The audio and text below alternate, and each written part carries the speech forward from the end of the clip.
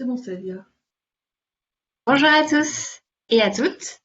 Je suis Célia Colombier, donc j'anime le réseau IC, le réseau Île-de-France Santé Environnement, qui est un réseau dont l'ambition est de rassembler les acteurs franciliens de la santé environnementale, soit des acteurs dont la santé environnement est le cœur de métier, des équipes de recherche par exemple, des instituts de formation, soit des acteurs qui ont développé des bonnes pratiques dans leur activité professionnelle ou pour diminuer les expositions des populations dans le cadre, par exemple, de collectivités territoriales. Et à la base, il se trouve que ce réseau, c'est une action du troisième plan régional santé-environnement dont Lola Chupin va vous parler juste après moi. Lola Chupin de la région Île-de-France avec qui je co-organise cette série de webinaires autour du plan régional santé-environnement.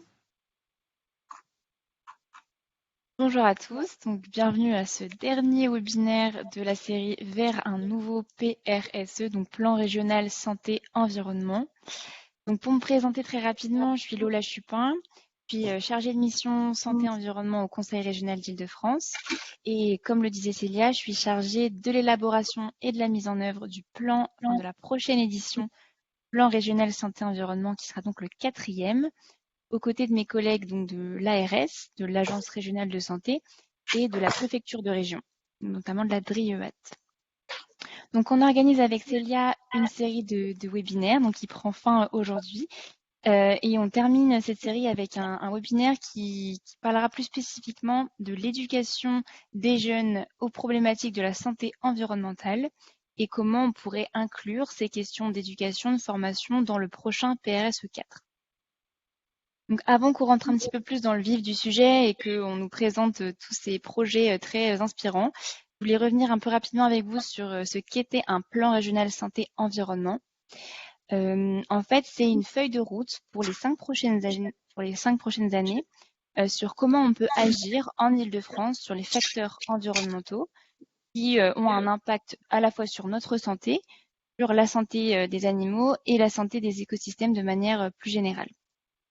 Donc ce PRSE, il se renouvelle tous les 5 ans.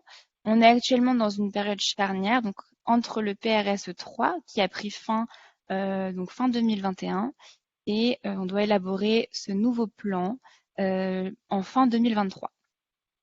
Donc avec mes collègues de l'ARS et de la DRIEAT, comme je vous disais, on s'attelle à construire ce plan, mais on voudrait le faire avec vous tous, donc associations, acteurs de la santé environnementale, qui avait un regard spécifique sur ces questions-là, à travers une concertation publique qu'on organise en ce moment.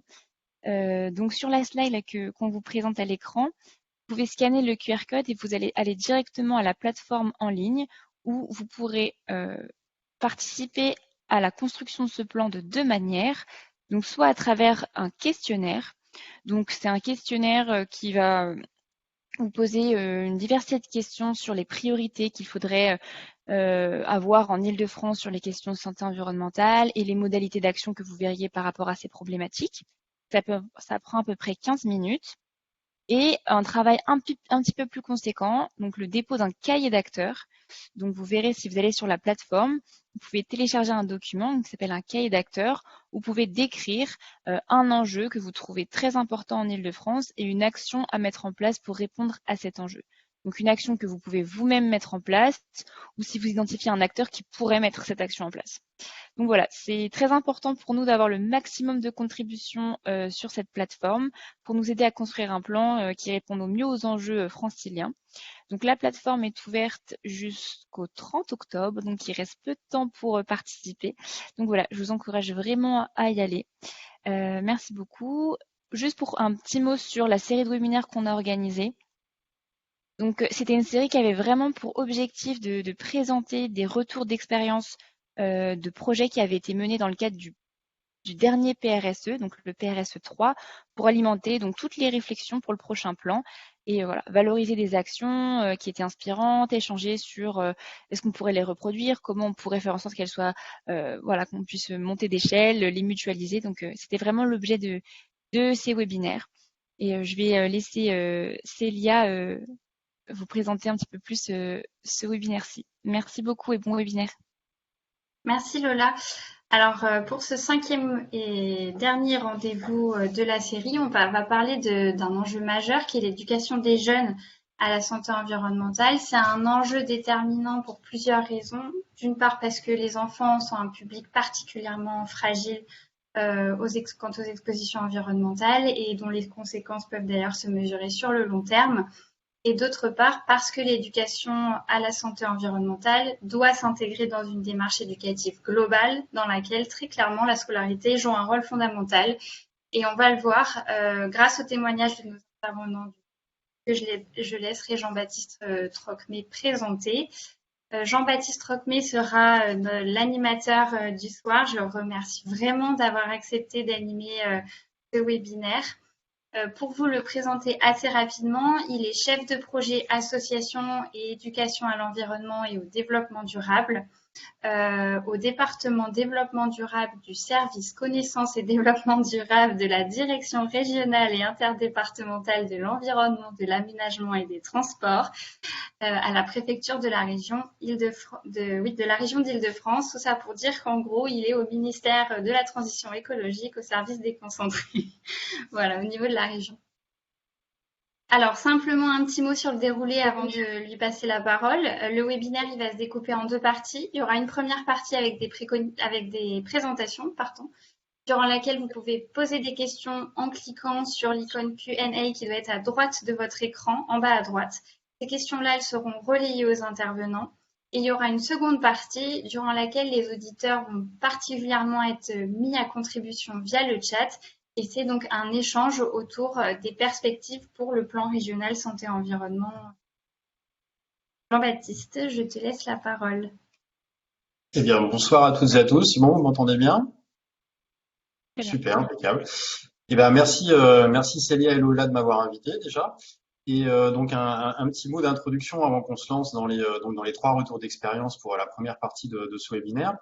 Donc je vais pas me représenter, voilà, vous avez compris en gros, Célia a réussi à prononcer l'intégralité du nom de mon service. Donc voilà, c'est bien, si vous avez survécu à ça, vous allez pouvoir survivre à tout le webinaire.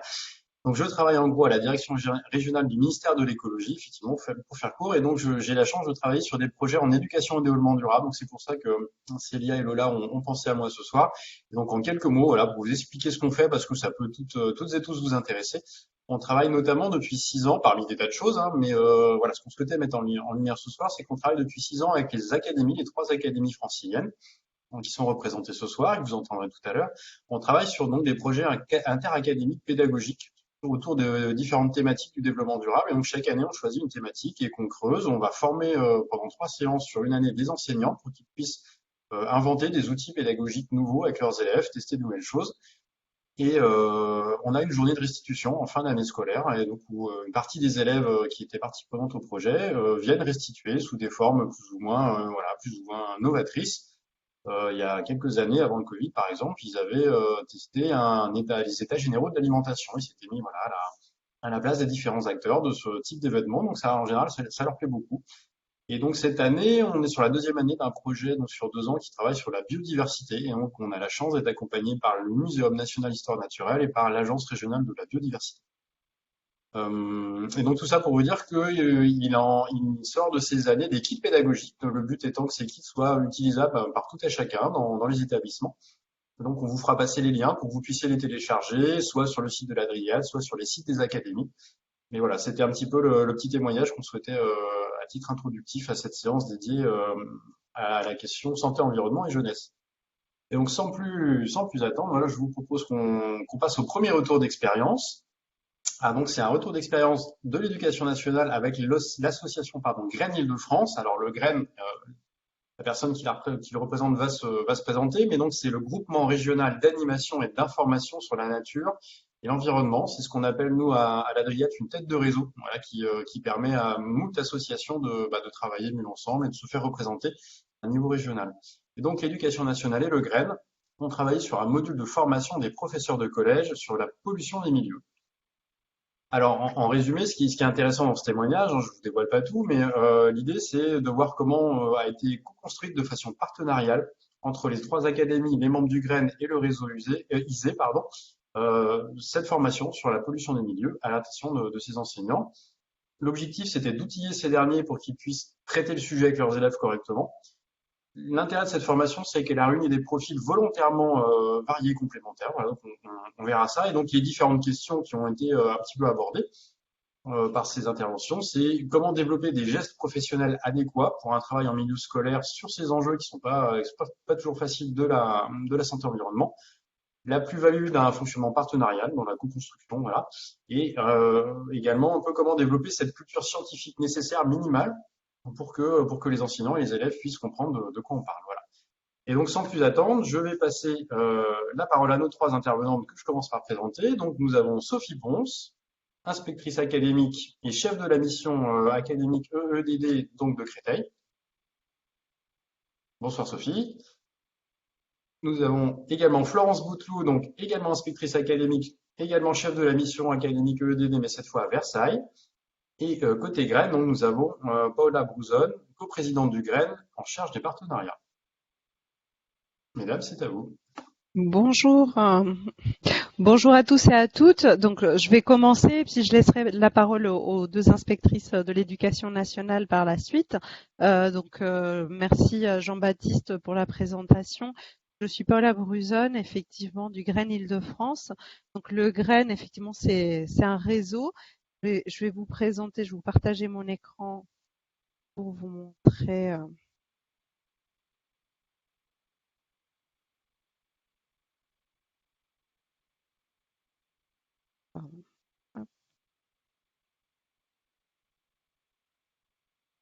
Voilà. Donc, la mission des actions éducatives en santé environnement, c'est une formation en partenariat avec l'éducation nationale et avec une formation pilote qui a eu lieu l'année dernière. Donc, le Graines Île-de-France, effectivement, est le réseau d'éducation à l'environnement en Île-de-France. Donc, des graines, il y en a dans toutes les régions, parfois elles s'appellent pas graines, mais dans toutes les régions de France, il y a des réseaux d'éducation à l'environnement. Donc la plupart s'appellent des graines. Nous, on est donc sur la région Île-de-France. On a donc des adhérents, donc 119 structures, 26 individuels actuellement en 2022, qui sont répartis sur l'ensemble de la région Île-de-France. Paris, petite couronne, grande couronne, et les adhérents sont de type association, donc des associations plus ou moins grandes qui couvrent l'ensemble du territoire francilien ou une toute petite partie, c'est très variable, des collectivités territoriales. Donc des départements, des communautés d'agglomération, des villes, des parcs naturels régionaux, vraiment beaucoup d'établissements différents, d'établissements publics et certaines entreprises. Donc le Graines Île-de-France a trois missions principales, donc d'accompagner les acteurs de l'éducation à l'environnement vers un développement durable, de mutualiser les ressources et des formations.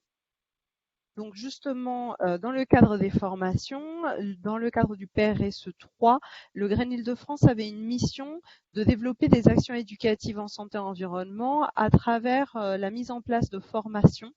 Et pour ça, on s'est appuyé sur une gouvernance qui est un peu barbare là sur cette présentation, sur cette slide, à travers donc un comité de suivi de la mission qui était essentiellement donc les financeurs du PRSE 3, donc l'ARS et la DRIUAT, des membres du groupe de travail du PRSE 3 qui avaient donné lieu à cette mission d'action éducative en santé et environnement. Il y a l'ORS, le réseau ISE, Verisner de la Société française santé et environnement, il y a aussi la ville de Paris. Et on s'est appuyé sur des groupes projets pour chacune des formations qu'on a développées.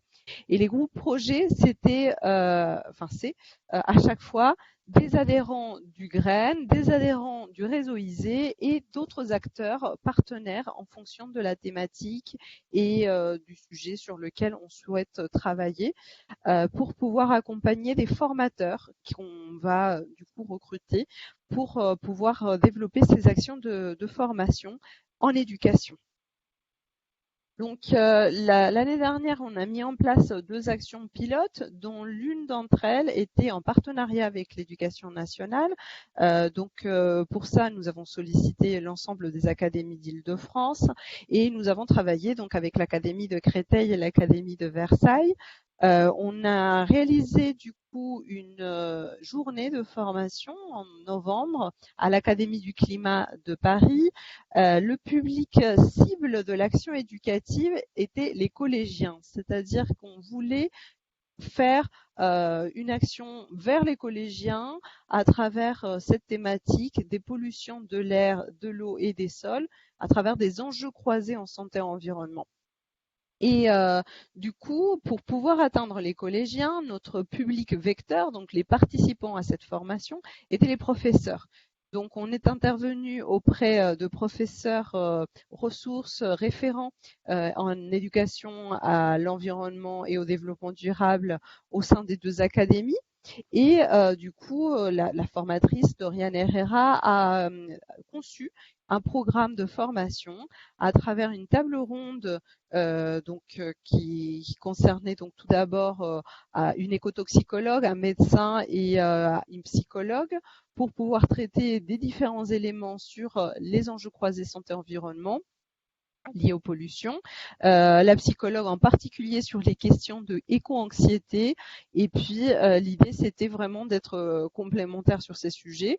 Ensuite, on a développé un atelier sur les programmes scolaires. C'est l'Éducation nationale qui a mené cet atelier pour travailler sur les différents programmes scolaires de toutes les matières qui pourraient être touchées pour toucher les collégiens. On a présenté quelques ressources, on a fait un atelier projet et les bilans de perspectives.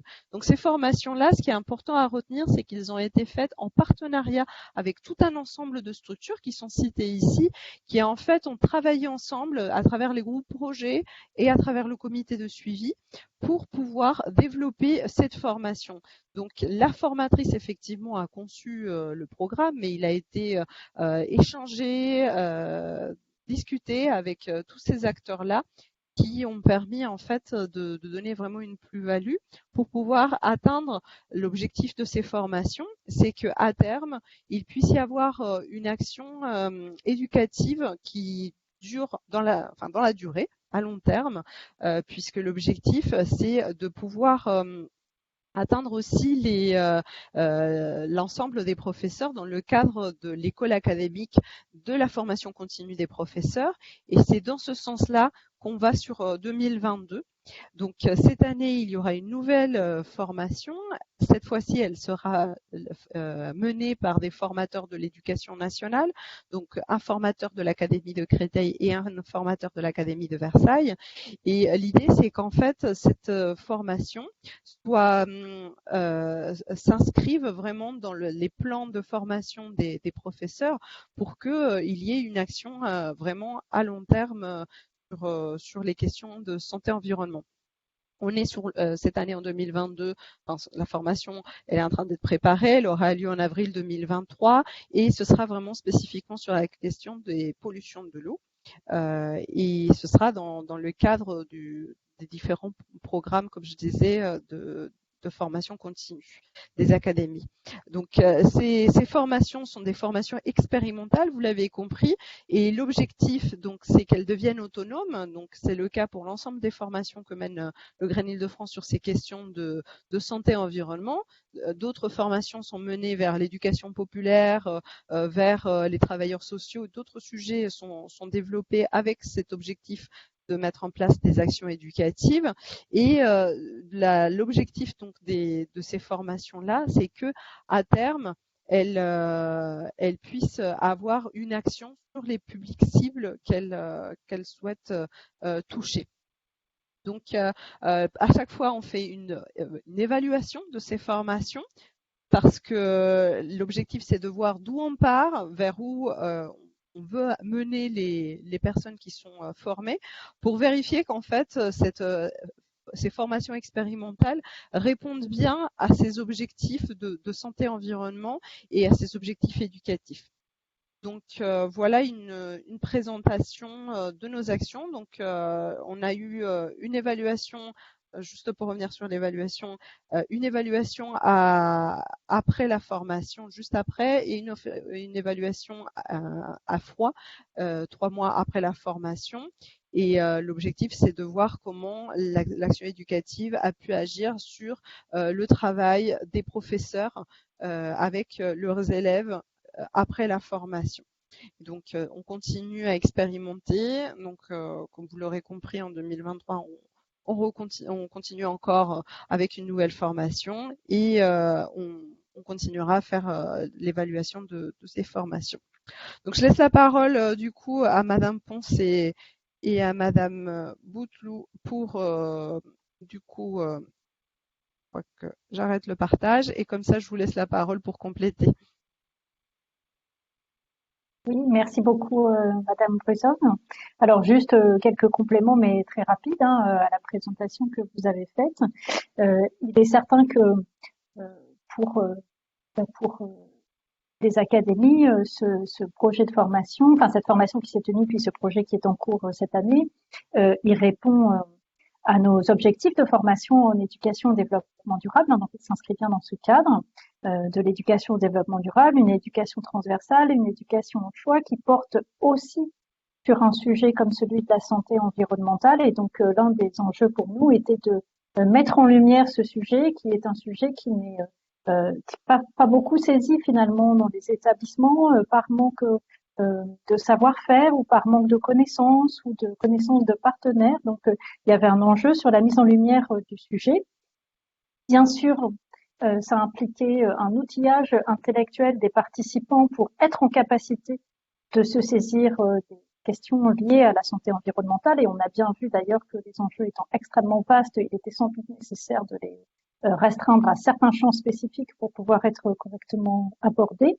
Et puis, qu'ils puissent développer des gestes professionnels adaptés pour pouvoir justement mettre en œuvre projets, voire actions à un moindre niveau avec des élèves. Et de ce point de vue-là, il était important pour nous que, effectivement, cette proposition de formation s'inscrive dans les cadres de référence qui sont ceux des personnels éducatifs, enseignants et non enseignants, en établissement scolaire lorsqu'ils travaillent avec des élèves. Donc, déjà s'inscrire dans le cadre des objectifs de développement durable. Et l'un des buts, c'était bien de mettre en lumière un enjeu de santé environnementale, donc, au regard des autres objectifs, comment faire des passerelles pour faciliter les projets. Et puis, par ailleurs, de faire le lien avec ce que sont les référentiels des personnels éducatifs, c'est-à-dire notamment les programmes scolaires, afin qu'il puisse y avoir un lien direct avec les enseignements, puisque c'est, on le sait bien, une des conditions de réalisation des projets et de saisie des sujets en établissement. Donc voilà, des enjeux en fait de mise en lumière de sujets, d'outillage intellectuel et de gestes professionnels à travailler par le biais de la formation. Et je vais m'arrêter là pour laisser Madame Ponce compléter. Merci beaucoup, merci Madame Brusson et merci Florence Bouteloup. Alors effectivement, peut-être en complément, je voudrais souligner que finalement le sujet de la santé environnementale, pour nous, il y a l'interface éducation au développement durable et éducation à la santé. Et c'est ça qui est intéressant, c'est que avec ce cadre des objectifs de développement durable que Florence Bouteloup évoquait à l'instant, on a cette possibilité finalement de montrer aux élèves quels sont les enjeux croisés sur ces entrées-là. Et de leur permettre finalement d'avoir une vision beaucoup plus globale de ces questions, enfin la vision finalement One Health, qui permet aussi de donner du sens à cette éducation au développement durable et cette éducation à la santé que nous avons dans l'éducation nationale. Et puis d'un point de vue plus global, c'est aussi intéressant de dire que finalement pour nous, ces éducations et donc quand on va éduquer à la santé environnementale, du point de vue des gestes professionnels de l'enseignant, cela veut dire finalement de créer les conditions qui vont permettre aux élèves d'acquérir des connaissances sur le sujet, mais aussi de développer des compétences de citoyenneté, mais aussi des compétences d'engagement. Et en fait, c'était peut-être là qu'était tout le défi de cette formation, c'est de permettre finalement une professionnalisation de nos enseignants sur ce type de sujet, avec l'idée de les outiller sur la manière dont on mène des actions éducative sur ce sujet avec les élèves, en favorisant des apprentissages, avec un deuxième objectif qui est aussi de développer les compétences de nos enseignants sur la pédagogie de projet. Et c'est là aussi, c'est ici certainement que se trouve finalement aussi toute la plus-value d'une action partenariale, cette pédagogie de projet au sein des établissements, elle est la plupart du temps bâtie en relation avec les partenaires et sur un territoire. Et puis évidemment, dans les gestes professionnels que nous cherchons également à développer chez les enseignants, on a cette recherche de la manière dont on accompagne l'engagement des élèves, la manière dont on rend l'élève acteur de son projet à l'échelle de l'établissement scolaire. Alors, ce sont des thématiques. La thématique de la santé environnementale est une thématique qui est important pour nous de faire vivre, justement parce que on note encore peut-être peu d'actions sur le terrain et l'idée que Paula Bruzon évoquait tout à l'heure, qui est cette fois d'aller vers une formation qui est prise en charge par des formateurs d'éducation nationale, elle vise aussi cette idée finalement d'autonomiser nos formateurs pour pouvoir rayonner plus largement et toucher un maximum de catégories professionnelles au sein de l'éducation nationale sur ces enjeux-là. Merci beaucoup. Merci à toutes les trois.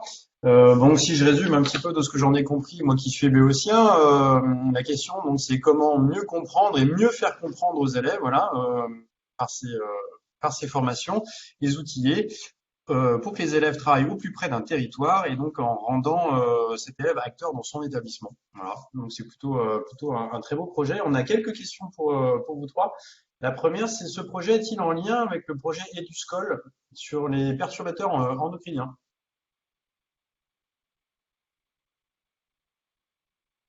Alors pour ma part, je connais pas le projet EduScol sur les perturbateurs endocriniens, donc peut-être qu'il y aurait besoin de plus de précision. Je sais pas Alors, si peut-être on peut donner un élément de réponse. Hein. Non, ce projet n'est pas spécifiquement en lien avec en fait, le projet de formation que nous avons mené n'est pas directement en lien avec le projet EduScol, mais il s'inscrit dans une prise en compte plus large au sein de l'éducation nationale des questions de santé environnementale dans la formation des enseignants, mais aussi dans l'impulsion sur des projets, comme je l'évoquais tout à l'heure, auprès des établissements scolaires. Merci Sophie. Alors on a une autre question effectivement qui est un peu une question chapeau pour tout ce webinaire. Comment sont expliqués aux enseignants les liens entre développement durable et santé-environnement? Pour le coup, pour faire une réponse très rapide qui sera forcément insatisfaisante, dans le cadre de cette formation tout au moins, le lien s'est fait en passant justement par les objectifs de développement durable, c'est-à-dire que notre focale sur le sujet de la pluralité des pollutions et donc des enjeux de santé que cela pose était de partir de l'objectif numéro 3 pour voir les liens avec d'autres objectifs et donc comment en fait les enjeux de santé environnementale posaient des enjeux beaucoup plus larges en termes de développement durable. Donc là, en l'occurrence, c'est sur une sorte de focale qui ensuite amène à regarder un aspect systémique. C'est par ce biais-là que cela s'est fait. Merci Florence. Et du coup, j'ai une dernière question pour vous trois avant qu'on passe à la présentation suivante. Le rectorat distingue souvent l'éducation à la santé, le sport, le comportement personnel et celui au développement durable. Les responsables ne sont pas systématiquement les mêmes. Y a-t-il une instance commune au sein de l'académie? Alors oui, tout à fait. Alors ce n'est pas le rectorat qui fait la distinction, peut-être faut-il juste le préciser, c'est une distinction qui est nationale, hein, qui est liée aux textes qui régissent à la fois l'éducation au développement durable d'un côté et l'éducation à la santé qui aujourd'hui prend place dans ce qu'on appelle l'école promotrice de santé. Mais ce sont des approches éducatives qui se répondent et se nourrissent l'une l'autre parce que les liens sont nombreux et il y a effectivement une instance aujourd'hui qui permet de piloter ces approches éducatives. C'est ce qu'on appelle à l'échelle d'un rectorat le CAESCE et à l'échelle des établissements, le CESE, mais j'explique tout de suite. Donc, c'est le comité d'éducation à la santé, à la citoyenneté et à l'environnement. Effectivement, cette instance que l'on trouve autant à l'échelle des établissements scolaires qu'à l'échelle de l'académie a pour objectif de faire en sorte que les acteurs en charge de toute cette éducation transversale puissent construire une politique éducative commune. Ceci, si je puis me permettre, Jean-Baptiste, ce qui permet de répondre à la question suivante qui a été posée, c'est-à-dire cette mise en lien des sujets, ça peut se faire dans le cadre, c'est même encouragé que cela se fasse dans le cadre d'une démarche globale d'établissement et donc effectivement d'une labellisation E3D. Ok, merci à vous pour ces réponses. Et du coup, je vais compléter aussi, puisque maintenant, on peut même accompagner les établissements sur une double labellisation. La labellisation E3D, effectivement, et la labellisation EduSanté, qui peuvent donc se concevoir dans une même démarche globale, cohérente et systémique. Voilà. Bon, merci à vous. Et puis effectivement, c'est plutôt heureux que tout ça soit vu d'une seule façon, que tout ça soit mis en musique. Je vous propose de passer au deuxième retour d'expérience. Alors juste n'hésitez pas effectivement à poser vos questions dans le chat. On les récupère et on les traitera en fin d'intervention. Voilà. On va donc passer au deuxième retour d'expérience. Donc cette fois, on va entendre la région Île-de-France et le réseau environnement santé sur un projet de sensibilisation aux perturbateurs endocriniens dans les lycées. Alors voilà, pour le résumer en quelques mots, pour vous donner un petit peu envie. Donc c'est un projet de recherche-action, voilà, innovant. Donc c'est pas tous les jours qu'on entend parler de recherche-action, où l'élève devient acteur de sa sensibilisation en analysant sa propre exposition chimique quotidienne. Et donc on va se faire expliquer comment tout ça s'est déroulé. Et donc les questions un peu que pose ce retour d'expérience, c'est les atouts et les limites de ce type de sensibilisation. Qui est venu en plus des sensibilisations habituelles, traditionnelles qu'on peut connaître avec distribution, campagne de communication, distribution de prospectus et ainsi de suite. Et nous verrons justement quel défi représente ce type de sensibilisation, puisqu'on a choisi une sensibilisation que je vais qualifier, que je dirais à fleur de peau, vous allez mieux comprendre pourquoi, mais qui pose le problème de cette fameuse éco-anxiété dont on parle énormément dans les jeunes générations, et pas forcément que chez les jeunes d'ailleurs. Et donc, écoutez, sans plus attendre, on va voir avec la région comment elle a tenu cette corde raide de sensibilisation-action. Et pour ce faire, donc, on va retrouver Lola Chupin, que vous connaissez déjà, chargée de mission santé environnementale, donc au Conseil régional d'Île-de-France, je le rappelle, mais également Céline Guittard, pharmacienne toxicologue, ancienne stagiaire du réseau environnement santé. Voilà, écoutez, à vous. De nouveau, bonjour à tous.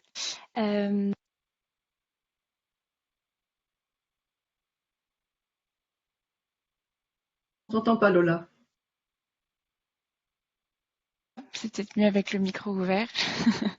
Donc je disais de nouveau bonjour à tous. Avant de commencer et de vous présenter un peu plus ce projet qu'on a porté avec Céline et le RES, donc le réseau environnement santé, je voulais dire un petit mot rapide sur l'engagement de la région Île-de-France dans santé environnementale qui s'est renforcé depuis quelques années. Donc on avait déjà eu des plans, notamment le premier plan de la mandature de Valérie Pécresse en 2016, c'était un plan consacré à l'amélioration de la qualité de l'air. On a aussi eu un plan vert en 2017, donc qui avait comme objectif d'apporter un espace vert à tous les Franciliens à moins de 15 minutes à pied, avec la création d'espaces verts, de jardins partagés. Donc on sait à quel point la création d'espaces verts et la végétalisation, c'est important pour la santé mentale des Franciliens, mais aussi en termes de cette approche One Health de santé des écosystèmes et en termes de biodiversité. Et plus récemment, on a eu aussi le plan d'adaptation au changement climatique qui a permis de lancer plusieurs projets en santé environnementale. Voilà, je n'entrerai pas dans les sujets de tout ce qu'on fait à la région, mais c'était pour dire qu'on avait une approche globale en santé environnementale et qu'on a voulu encore plus renforcer en participant donc au plan que je vous présentais en début de webinaire, donc ce plan régional de santé environnement qu'on va copiloter donc avec l'ARS et la DRIEAT. Donc parmi tous les engagements qu'on a pu avoir en santé environnement, il y en a une, c'était une charte ville et territoire sans perturbateurs endocriniens. dont la région est signataire, qui était portée par le réseau Environnement Santé. Et à travers cette charte, donc l'un des premiers projets qu'on a fait sur les perturbateurs endocriniens, c'était justement ce projet de sensibilisation aux perturbateurs endocriniens auprès des lycéens et des lycéennes franciliens et franciliennes pour sensibiliser à cette question qui est parfois mal connue et pourtant qui est essentielle.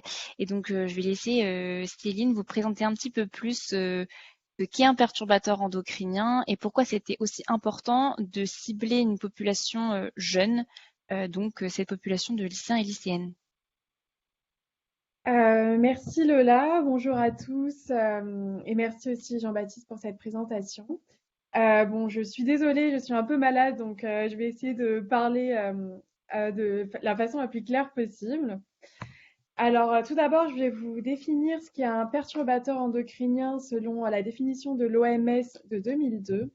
Donc, un perturbateur endocrinien est une substance ou un mélange de substances exogènes qui altère les fonctions du système endocrinien et de ce fait induit des effets nocifs dans un organisme intact chez sa progéniture ou au sein de population. Donc, il existe plusieurs voies de contamination d'un perturbateur endocrinien. Il y a la voie d'ingestion, la voie d'inhalation, la voie cutanée et la voie maternelle. Donc, les perturbateurs endocriniens, ils se distinguent des toxiques un peu plus classiques, entre guillemets, par certaines particularités qu'ils vont présenter, notamment des actions à faible dose. En effet, on ne va pas avoir des relations dose-réponse qui sont proportionnelles, mais plutôt des relations dose-réponse non monotones. On peut observer des effets transgénérationnels. On peut également observer des effets cocktails, c'est-à-dire que on est exposé à une multitude de perturbateurs endocriniens dans notre environnement qui va faire une sorte de mélange et donner une action différente. Les perturbateurs endocriniens vont agir sur une fenêtre d'exposition particulière et on peut observer une latence des effets. Donc, en effet, même si tout le monde est exposé aux perturbateurs endocriniens, il va y avoir des populations qui sont un peu plus vulnérables. Et ce sont donc des populations qui sont en plein développement. Donc, notamment lors de la grossesse, le fœtus qui est en plein développement des organes, et également lors de la petite enfance. Et surtout, ce qui nous intéresse, lors de l'adolescence, en effet, lors de la puberté, il va y avoir une explosion hormonale, dont le développement des caractères sexuels secondaires qui sont responsables de la fertilité. Et donc, ces perturbateurs endocriniens peuvent agir sur ces hormones-là et potentiellement induire des troubles de la fertilité. Et donc, nous, on a voulu travailler avec les adolescents car, comme je vous l'ai expliqué, c'est une population qui est ciblée par ces perturbateurs endocriniens, mais ils sont également, ils présentent cette conscience et cette intelligence pour comprendre cet enjeu et pour appréhender s'ils le veulent plus tard, avoir des enfants, voilà. Donc, concernant les principaux effets néfastes que peuvent engendrer des perturbateurs endocriniens, on peut observer une infertilité. Pour vous citer un exemple, durant ces 50 dernières années, une étude a recensé une perte d'un spermatozoïde sur 2 pour les Français. On a également une augmentation de la puberté précoce. On observe également une augmentation de troubles métaboliques tels que l'obésité et le diabète. On observe également une augmentation d'incidence des cancers hormonodépendants, donc tout ce qui est cancer du sein, de la prostate, des testicules. Les scientifiques pensent également qu'il y a un lien entre les troubles neurodéveloppementaux, notamment les troubles déficitaires de l'attention et de l'hyperactivité. Et enfin, bien plus tard, les scientifiques pensent aussi qu'il peut y avoir un lien entre les troubles neurodégénératifs et les perturbateurs endocriniens, comme la maladie de Parkinson par exemple.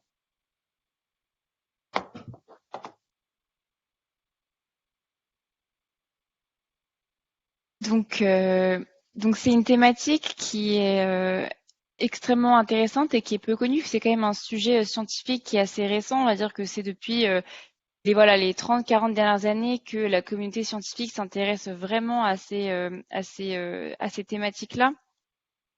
Et donc, comme ce sont des thématiques, comme Céline le dit, enfin des chimiques, comme Céline le disait, qui ont des caractéristiques spécifiques et ont des effets qui sont plus importants à certaines périodes de la vie, on a voulu vraiment agir dans le terme de cette sensibilisation et cette formation sur les lycéens qui représentent donc une population particulièrement sensible. Donc, on a créé ce projet de recherche participative, et je vous expliquerai pourquoi recherche participative après, avec 3 objectifs pédagogiques bien importants.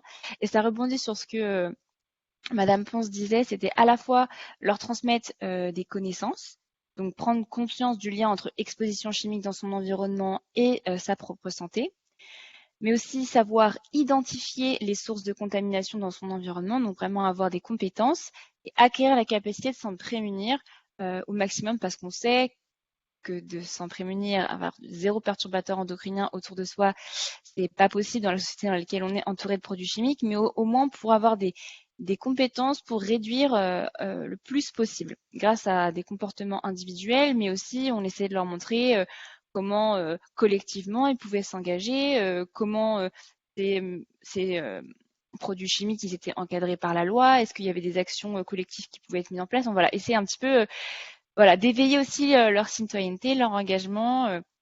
C'était vraiment un projet qui était basé sur ces 2 choses, donc connaissances et compétences. Est-ce que tu peux juste mettre la slide suivante? Merci. Oui. Donc, pour rentrer un peu plus dans le détail de comment on a construit ce projet, donc en fait, il y avait vraiment 3 étapes. La première étape, on allait dans les lycées. Donc, on avait 2 heures en classe de sensibilisation, donc un professeur qui nous donnait ces 2 heures. On avait bien sûr eu des réunions préparation avec chacun des professeurs. On présentait voilà ce dont on allait parler, s'ils avaient ce qu'ils pensaient de notre présentation. Donc voilà, il y avait une co-construction avec les professeurs, mais la présentation en soi était quand même construite par le réseau environnement santé. Puis, juste pour préciser, c'était principalement des professeurs d'SVT, mais aussi on avait des professeurs qui étaient particulièrement intéressés par les thématiques environnementales et qui avaient envie de mener ce projet, même si c'était prof d'anglais, prof d'espagnol. Donc c'était assez divers en termes de professeurs qui pouvaient porter le projet dans leur classe. On pouvait intervenir dans les 3 niveaux. Donc, on avait un niveau de pédagogie qui s'adaptait si on parlait voilà, à des secondes ou à des terminales, où on s'adaptait en fonction du programme qu'ils avaient vu, ce que c'était qu'une hormone ou pas du tout. Donc, on reprenait les bases. Donc, voilà, on pouvait s'adapter aux 3 niveaux. Et on avait aussi, dans l'établissement, on installait des expositions pour toucher un maximum d'élèves et que ce ne soit pas seulement les classes qui participaient au projet et qui avaient cette sensibilisation qui pouvaient prendre connaissance de cette thématique-là. Donc à la fin de ces 2 heures de sensibilisation, on était vraiment sur qu'est-ce que c'était qu'un perturbateur endocrinien, quelle pathologie, un petit peu ce que Céline vous a expliqué. On leur proposait à la fin de participer à une expérience scientifique, et donc c'était de porter un bracelet en silicone pendant 1 semaine pour relever en fait l'exposition quotidienne qu'ils pouvaient avoir autour d'eux, donc que ce soit à l'école, chez eux, dans leurs activités quotidiennes. Donc ils ne devaient jamais enlever ce bracelet. Et ils devaient aussi remplir un questionnaire pour qu'on puisse faire des liens entre certains comportements qu'ils pouvaient avoir au quotidien et une exposition qui se révélerait sur leur bracelet. Et puis après, on revenait, une fois qu'il y avait l'analyse qui avait été faite en laboratoire, on revenait dans les classes pour faire une restitution des résultats et un coaching, un peu on l'appelait coaching, de comment ils pouvaient faire pour se prémunir de ces substances en fonction des résultats qui avaient été mis en lumière. Et donc, on a vraiment basé ce projet sur de la recherche participative parce qu'on n'avait pas seulement envie de faire de la sensibilisation en classe où on transmet de la connaissance de manière assez descendante, mais vraiment que l'élève soit acteur de sa propre sensibilisation.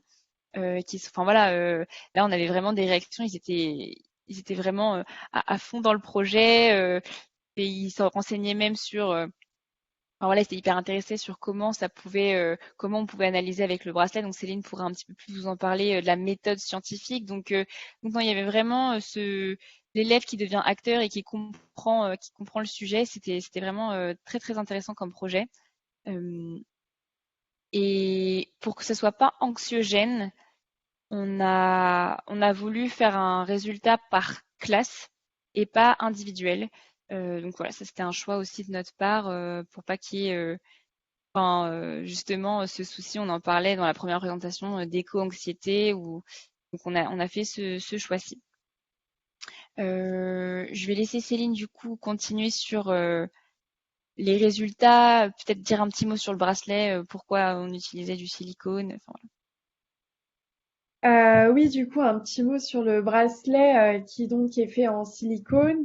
Et le silicone est en fait un polymère qui permet de capturer les substances qui seraient présentes dans l'air ou sur la peau. Voilà, c'était un outil très simple à utiliser. En fait, il n'y avait rien à faire. Il fallait même se doucher avec. Voilà, c'était un outil très pratique et innovant. Concernant les substances que l'on a décidé de chercher, il y a 4 grandes familles de substances qui peuvent être perturbatrices endocriniennes. Il y a les pesticides, les perfluorés, les phénols et les phtalates. Donc, cela nous a un total de 24 substances pour lesquelles les résultats nous ont montré que 20 substances ont été retrouvées dans les bracelets des lycéens. Parmi ceux-là, on a retrouvé les phtalates qui ont été détectés chez plus de 99% des lycéens. Pour vous dire un petit mot sur les phtalates, ce sont des molécules que l'on retrouve dans les plastiques qui servent à assouplir le plastique. Donc on les retrouve beaucoup autour de nous dans notre quotidien, donc on n'était pas si étonnés que ça. Mais en dehors de phtalates, on a également retrouvé du triclosan chez 70% des élèves. Le triclosan est utilisé en tant que conservateur. On a également retrouvé du fipronil, de la permétrine, qui rentrent dans la catégorie des pesticides. Donc comme Lola vous l'a dit auparavant, on a voulu établir un lien entre des habitudes de vie et une exposition à certaines substances. Donc pour cela, on a distribué un questionnaire aux lycéens où ils renseignaient leurs habitudes de vie et on a essayé d'établir des liens et certaines tendances ont pu ressortir.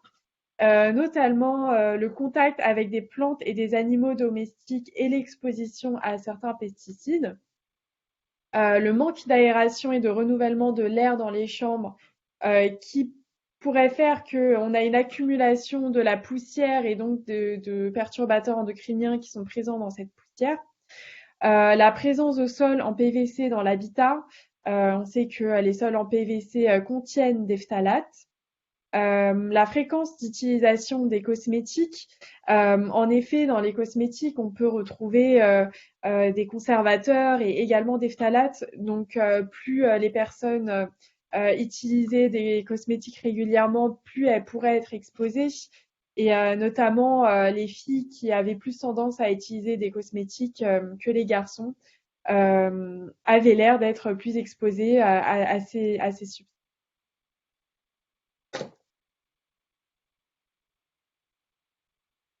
Donc pour faire un petit état des lieux un peu global, je vois les questions du chat. Donc on a été dans 7 lycées différents répartis sur la région Île-de-France pour avoir des territoires aussi, parce que dans le questionnaire, il y avait est-ce que vous êtes dans un territoire rural, est-ce que vous êtes dans un territoire plutôt urbain, pour avoir des déterminants géographiques. Donc au niveau de l'analyse, après, ça n'a rien donné. Mais donc on a essayé d'avoir une représentativité géographique. Donc on a posé des bracelets à 200 élèves. Et on avait aussi créé une brochure assez pédagogique qu'on a distribuée à 10 000 élèves. En tout cas, on l'a distribuée dans les lycées. On avait fait 10 000 brochures. Et il y avait aussi la réalisation d'une vidéo de sensibilisation qui a pu être diffusée. Donc, c'était un projet qui était expérimental, donc qui était à petite échelle. On peut le voir, 200 élèves qui ont vraiment été sensibilisés de manière intense. Après, on a essayé d'avoir un scope un peu plus grand avec ces ces expositions qu'on a installées, les 10 000 brochures et la vidéo. Mais voilà, il y a vraiment ce souhait de pouvoir continuer ce projet, de le faire monter un peu en puissance pour toucher plus de lycées. Est-ce que tu peux mettre la slide suivante? C'est un peu un retardement. Parce que on aimerait le faire monter on aimerait toucher plus de lycées parce qu'il y a eu un réel engouement des élèves et des professeurs. Donc on avait fait une petite mesure d'impact, hein, donc qui a ses défauts parce que on n'avait pas tous les élèves qui avaient répondu au final. Mais bon, sur ceux qui avaient répondu, je crois que c'était la moitié. On avait en tout cas 88% des participants qui souhaitaient changer leur comportement suite à l'expérience. Donc c'était quand même très encourageant. On avait fait un petit quiz pour voir ce qu'ils avaient retenu et enfin surtout s'ils avaient vraiment c'était des très bons résultats. On voyait que le message était bien passé, qu'ils s'étaient vraiment impliqués. Et ça, on est persuadé que c'est vraiment ce principe de la recherche-action, d'être impliqué dans eux-mêmes dans le projet qui a vraiment donné cette plus-value-là. Et on voit que ce projet, il est réplicable à plus grande échelle et c'est ce qu'on a envie de faire nous en tant que région avec le RES. Après, en termes de freins et d'inconvénients sur ce projet-là, c'est un projet qui est assez coûteux parce que les analyses en laboratoire, on se rend pas compte. Hein, Céline ne vous a pas tout développé, toutes les étapes qu'il y a pour vraiment analyser ces bracelets, mais il y a énormément de passages en laboratoire et donc c'est très coûteux. Donc, il faudrait essayer de voir comment on pourrait peut-être repenser le projet pour qu'il puisse toucher plus de monde sans que ça soit trop coûteux. Enfin voilà, il y a vraiment cette question aussi du coût du projet. Et on a eu au départ, vu que c'était un projet qu'on faisait de manière très condensée, on a eu 6 mois pour le développer, donc de janvier à juin 2021. Et on a eu beaucoup de mal à trouver des lycées au début. Donc voilà, on se demandait si aujourd'hui on aimerait refaire le projet, est-ce qu'il pourrait y avoir un relais de l'éducation nationale sur ce projet, est-ce que ça les intéresserait? Voilà. Donc pour donner un peu de précision sur ce projet-là, on pense le remener et on aimerait justement que dans le cadre du PRSE 4, ça puisse être un axe, une action, mais voilà, c'est à définir encore. En tout cas, en tant que région, nous, on va sûrement le mettre en œuvre une nouvelle fois avec plus de lycées. Ce qu'on nous avait demandé dans cette série de webinaires, c'était de penser notamment les perspectives et les questionnements pour le PRSE 4. Je le fais rapidement parce que je vois le retour et je trouve qu'on a beaucoup parlé. Mais voilà, on se posait des questions sur justement à quel point on avait trouvé ça très très intéressant, ce concept de recherche-action, de recherche participative. Est-ce qu'on pourrait pas allier des projets de recherche avec de la sensibilisation dans le PRSE 4 sur d'autres domaines de santé environnementale où ça pourrait être très pertinent sur des pollens, des lycéens qui analysent des pollens sur des lames de microscope et enfin voilà, après de la sensibilisation sur les allergies. Enfin, on peut penser plein de projets dans ce thème-là qui pourraient avoir beaucoup d'impact, je pense, et qui pourraient être très pertinents. J'avais aussi la même réflexion sur l'éco-anxiété que les personnes qui ont intervenu juste avant, qui ont justement intégré des psychologues dans leur projet. Je trouve ça très intéressant et je pense que c'est quelque chose qu'on n'a pas fait dans ce projet-là. On a essayé de le penser nous-mêmes, mais peut-être que d'intégrer des psychologues, il y aurait une vraie plus-value pour ne pas avoir un message anxiogène. Parce que voilà, quand on sensibilise sur les perturbateurs endocriniens qui sont tout autour de nous, il y a vraiment cette question à se poser. Et puis, je sais que dans les PRSE, il y a vraiment cette question aussi de sensibiliser aux plus jeunes possible parce que c'est là qu'on peut vraiment avoir de l'impact et que le changement de comportement est plus efficace. Voilà, on se posait la question sur ces thématiques-là. Est-ce que c'est possible? Comment on pourrait faire pour avoir un message plus simplifié, plus pédagogique, peut-être plus amusant sous forme de jeu, enfin, vous le présentez, les intervenants d'après, eux, ils ont vraiment une action sur des jeunes et donc ils allient un peu l'art et des problématiques de santé environnementale. Donc voilà, c'est un peu nos questionnements sur cette thématique-là et le PRSE 4. Donc merci beaucoup en tout cas de nous avoir proposé de présenter ce projet. Même si je fais partie de l'organisation, on a dû faire des choix sur les projets. Donc nous, c'était vraiment important de présenter ce projet qu'on trouvait très intéressant. Voilà. Eh ben merci à vous deux. Oui, allez-y, Losa. Non, mais je sais qu'à la fin, j'avais remis le petit QR code de la plateforme pour inciter les personnes qui étaient là à participer à la concertation en ligne. Donc voilà, je vous le remets ici pour que vous puissiez aller faire un tour sur la plateforme. Voilà, n'hésitez pas à flasher. Et en tout cas, effectivement, 88% des gens qui déclarent avoir envie de changer de comportement après une sensibilisation, c'est quand même un très très bon score. Donc voilà, ça prouve que c'est vraiment une nouvelle façon de fonctionner. C'est hyper intéressant. On a quelques questions. Alors, voilà, on je propose d'y répondre en quelques mots. Comment s'est passée l'analyse du bracelet et pensez-vous qu'il serait pertinent de comparer le type d'exposition en fonction des départements sur lesquels les élèves sont localisés? Alors, concernant l'analyse du bracelet, c'était tout un processus. Pour aller vite, en fait, on l'a amené à un laboratoire à Strasbourg qui a donc découpé le bracelet, mis dans des solvants pour extraire les substances que l'on recherche. Puis il a fait analyser via une chromatographie. Voilà, c'est un long processus scientifique et comme Lola disait, du coup, c'était un peu coûteux. Voilà, et on a également du coup travaillé sur plusieurs départements et on a voulu analyser la différence un peu rurale et urbaine, mais on n'a pas spécialement obtenu de résultats significatifs.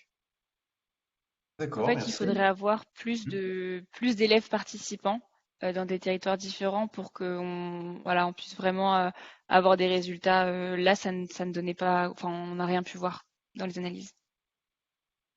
Ok, merci. Autre question, y avait-il des lycées professionnels dans l'étude que vous avez menée?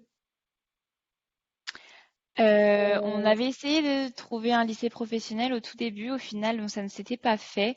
Mais on avait un BTS qui était spécialisé en qualité chimie. Alors, je me rappelle plus exactement du nom de la formation, mais qui était vraiment spécialisé en chimie, biochimie, analyse. Donc c'était des élèves qui étaient particulièrement exposés à des substances peut-être en cours, mais pas de lycée professionnel en tant que tel. D'accord. En tout cas, pas pour cette fois, mais voilà, si Oui, vous le mais refaites, vraiment. je ne doute pas que vous y penserez. Et dernière petite question, avez-vous prévu un point à distance avec les lycéennes et les lycéens qui ont participé pour voir quels changements ils auraient mis en place dans leur comportement, s'ils ont tenu en fait cet engagement de se dire, voilà, je vais changer. Est-ce que vous êtes venu mesurer après coup si les changements avaient effectivement eu lieu? Là, c'était toute la question qu'on se posait, vu qu'il y a les discussions pour remettre ce projet en route pour 2023. Est-ce qu'on, voilà, pour les terminales, c'était pas possible, vu que voilà, maintenant ils sont un peu tous partis aux études ou à travailler, donc on n'a pas moyen de les retrouver. Après, il y avait aussi des grosses précautions en termes d'anonymisation des résultats, donc on n'a pas, il y a certains qui ont pourrait retrouver, d'autres non. Après, voilà, il y a une seule classe de seconde où on pourrait vraiment essayer de les retester même aujourd'hui pour avoir les résultats scientifiques sur leur exposition, est-ce qu'elle a baissé ou non avec la sensibilisation. Mais on pourrait même penser à un projet où sur l'année scolaire entière, on fait un premier test au début d'année, puis un deuxième test en fin d'année pour voir si les analyses ont vraiment baissé.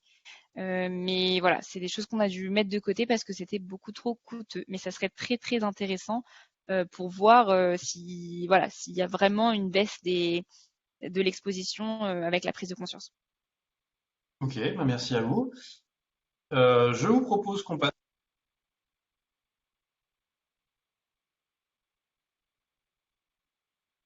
Mon micro est coupé, Jean-Baptiste.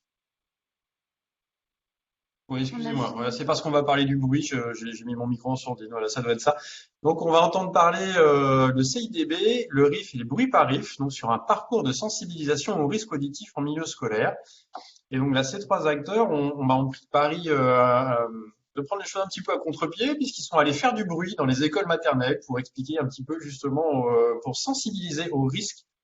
Voilà, sur ces sujets-là. Donc, on va voir un peu cette méthode innovante, intéressante là aussi, d'autant plus importante qu'on est sur une génération qui ne quitte pas ses oreillettes. Hein, vous l'aurez tous remarqué dans les transports en commun, ils ont tous les oreillettes vissées aux oreilles, et puis il n'y a pas que les petits, les grands aussi. Donc c'est très intéressant de voir un petit peu comment vous avez pu aborder ça de façon là aussi tout à fait innovante. Et les questions ça pose. Et ben on a vu tout à l'heure qu'on avait pas mal d'établissements professionnels à nous écouter ce soir. Donc on sait qu'évidemment les élèves des lycées professionnels sont déjà exposés au risque bruit le seront tout au long de leur vie professionnelle. Donc c'est un enjeu particulièrement intéressant.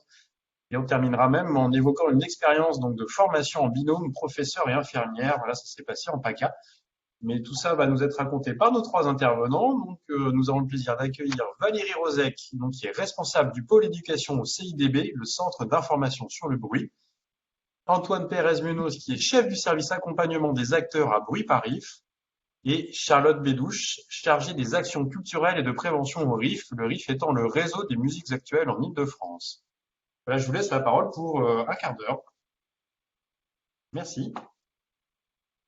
Merci, je vais attaquer tout de suite la présentation générale de cette action 4.2 du PRS3, donc qui s'intitulait protéger les jeunes franciliens des risques auditifs liés notamment à l'écoute et à la pratique de la musique. C'est parti donc du 4e axe du PRS3, protéger et accompagner les populations vulnérables. Donc pour mettre en place cette action, l'Agence régionale de santé d'Île-de-France s'est appuyée sur 3 structures qui réalisaient déjà des actions sur cette thématique en Île-de-France, donc le CIDB, le RIF et Bruit-Par-IF. Cette action visait 4 objectifs opérationnels principaux: de réaliser dans un premier temps une cartographie des acteurs régionaux et des outils mis en place pour sensibiliser à cette thématique, mettre en place un recueil de données qui permettent de mieux comprendre les mécanismes en route et les pratiques d'écoute, comme on l'a dit, qui semblent tendance à démultiplier la consommation de musique amplifiée, notamment chez les plus jeunes. Et puis, informer et former des relais de prévention pour démultiplier ces actions et permettre qu'un maximum d'interventions de prévention soient menées auprès des jeunes, donc de 6 à 25 ans. Au final, le bilan de cette action a permis de toucher près de 60 000 élèves sur la temporalité du PRS3. Une base de données donc sur les pratiques d'écoute du jeune public a été constituée. Elle a permis la réalisation, première extraction sur les collégiens, sur un échantillon de 6 000 collégiens, qui va donner lieu à la diffusion d'une première note de synthèse très prochainement. On est en train de mettre la dernière main là-dessus. Et donc, comme l'a dit Jean-Baptiste, à la mise en place d'une action pilote en école primaire, donc puisque l'objectif qui avait été identifié, c'est qu'on sensibilise de plus en plus tôt de manière à anticiper sur les pratiques délétères pour la santé auditive. Donc, on va vous présenter maintenant successivement, chacune des 3 structures va vous présenter qu'est-ce qu'elle a mis en place spécifiquement ses propres actions. Donc, je vais commencer pour ce qui concerne Bruit-Par-IF. Donc, Bruit-Par-IF a développé un outil spécifique qui s'appelle la mallette pédagogique Kiwi. Le principe, c'est de permettre de mettre entre les mains en fait d'intervenants dans les établissements un outil complet qui permette de réaliser des séances de sensibilisation en toute autonomie. Sur ces tablettes numériques, donc le support a été choisi justement pour le public auquel on s'adresse est plutôt familier de ce type d'outils et de nouvelles technologies. Donc cet outil permet des séances animées par un intervenant formé donc à l'utilisation de cet outil, qui permet notamment de réaliser des tests de niveau d'écoute. C'est l'écran que vous voyez sur la droite ici en haut. À partir de la diffusion d'un extrait musical. Donc là, on reprend un petit peu le principe de la tête acoustique qui était utilisé jusque-là plutôt en format stand. Là, cet outil qui permet d'intervenir sur la classe entière permet justement de démultiplier le nombre d'élèves touchés. Et puis sur ces tablettes, on a également, entre autres ateliers, un questionnaire que les élèves sont amenés à remplir pendant les séances qui permet justement de renseigner l'ensemble de leurs pratiques d'écoute de musique amplifiée, mais aussi l'ensemble de leurs circonstances d'exposition à des niveaux importants, y compris le bruit environnemental dans une approche plus globale. Cet outil a été complété par la mise à disposition de supports à la fois vidéo et présentation sur la physique du son, le fonctionnement de l'appareil auditif, les risques auditifs et puis les moyens de prévention. L'idée étant que on est plus efficace si l'élève a un minimum de compréhension de l'ensemble de la chaîne depuis la production, la diffusion du son jusqu'à ce qui se passe au niveau de ses oreilles. Et puis, l'outil permet également de répondre à la question qui surgit invariablement, c'est-à-dire, moi, avec mes propres pratiques, qu'est-ce que je risque? l'outil permet, en combinant justement les résultats du test de niveau d'écoute et les réponses au questionnaire, d'avoir une estimation du niveau de risque et des pratiques qu'il convient d'adapter le cas échéant. Donc cet outil, si tu peux passer à la slide suivante, donc a été mis en place essentiellement dans les collèges et lycées, c'était le public cible, testé ponctuellement à des plus jeunes et également à des plus âgés, dans les filières, tout type de filières, et surtout les intervenants qui ont été formés par Bruit-Parif. S'il s'agit essentiellement d'infirmières scolaires ou de professeurs, on a cherché à former avec succès d'autres types de profils, notamment des agents des ARS ou des élèves eux-mêmes, des étudiants en soins infirmiers, par exemple. Au total, le bilan sur la période 2016-2021, puisque l'outil a été mis en route antérieurement à la temporalité du PRSE 3, c'est à peu près 12 000 élèves collégiens et lycéens qui ont bénéficié d'une séance et 371 infirmières scolaires et 66 enseignants qui sont formés à l'utilisation de l'outil, donc à même de réaliser des séances eux-mêmes et aussi également de disséminer l'outil en formant d'autres personnes dans leur réseau. Je m'arrête là sur la présentation de Bruit-Parif et je vais laisser Charlotte pour le RIF. Oui, merci Antoine. Donc bonjour, Charlotte Bédouche pour le RIF, le réseau des musiques actuelles en Île-de-France.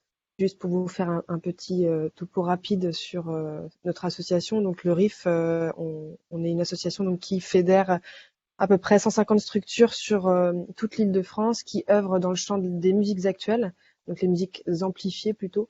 Donc ça peut être différentes typologies de lieux, comme des salles de concert, des festivals, des studios de répétition, d'enregistrement, des MJC, des écoles de musique, des conservatoires, etc., etc. Donc une typologie vraiment assez variée de lieux, mais qui opèrent en particulier sur le champ de la musique. Et donc depuis 2001, donc depuis la naissance de l'association, on œuvre sur le champ de la prévention des risques auditifs dans le monde de la musique, avec différentes actions et différents outils, et un gros pôle autour de la prévention et de la sensibilisation des jeunes publics. Et donc en ce sens, on recense et on évalue les comportements des jeunes relatifs à leur écoute et à leur pratique musicale en tant que musicien, musicienne aussi, et en tant que spectateur, spectatrice. Et on essaie, par le biais d'outils et d'actions, de réduire leur comportement à risque. Donc en particulier pour les jeunes entre 6 et 35 ans. Donc c'est très très large, on a différents types de publics. Les musiciens, musiciennes professionnels, amateurs ou semi-professionnels, et aussi les publics de concert. Et donc, on tente aussi d'obtenir une meilleure gestion du son amplifié dans les lieux de pratique musicale. Donc, on sensibilise et on forme aussi tous les professionnels des lieux dédiés à la diffusion, à l'enregistrement, à la répétition, etc. Sur les actions de prévention en direction des scolaires, donc ce qui nous intéresse plutôt aujourd'hui, donc on a développé plusieurs actions. Donc, un dispositif qui s'intitule Peace and Love, que vous connaissez peut-être déjà, qui est du coup un spectacle pédagogique à destination des collégiens et des lycéens, donc qui porte essentiellement sur la prévention des risques auditifs et sur l'histoire des musiques amplifiées. On a également des outils qu'on met à disposition gratuitement des établissements scolaires ou autres, donc des audiomètres, des sonomètres. Audiomètres pour faire des dépistages auditifs, sonomètres pour réaliser en général des cartographies sonores dans les établissements scolaires, et puis une exposition que nous met à disposition le CIDB, encore plus fort. Et puis on est également en partenariat avec Agisson, qui est une association nationale qui œuvre pour la prévention des risques auditifs dans le milieu de la musique et qui développe chaque année une campagne de prévention sous la forme d'affiches, de flyers que l'on distribue aux établissements scolaires aussi tout au long de l'année. On a également des interventions en classe dédiées principalement au collège et lycée, et des formations, des temps de sensibilisation, en particulier à destination des professeurs de musique. Donc pour ça, on est en lien avec l'Académie de Versailles et de Créteil déjà sur cet aspect-là. Et puis, on a développé en 2020 un nouveau spectacle pédagogique sur lequel on va un petit peu s'attarder aujourd'hui, dans le cadre du parcours commun avec le CIDB et Bruit-Parif. Donc Aurel, Octave et Mélodie, qui est un spectacle pédagogique donc sur la prévention des risques auditifs à destination des CP, CM2, donc essentiellement le public d'écoles primaires. Voilà pour le RIF.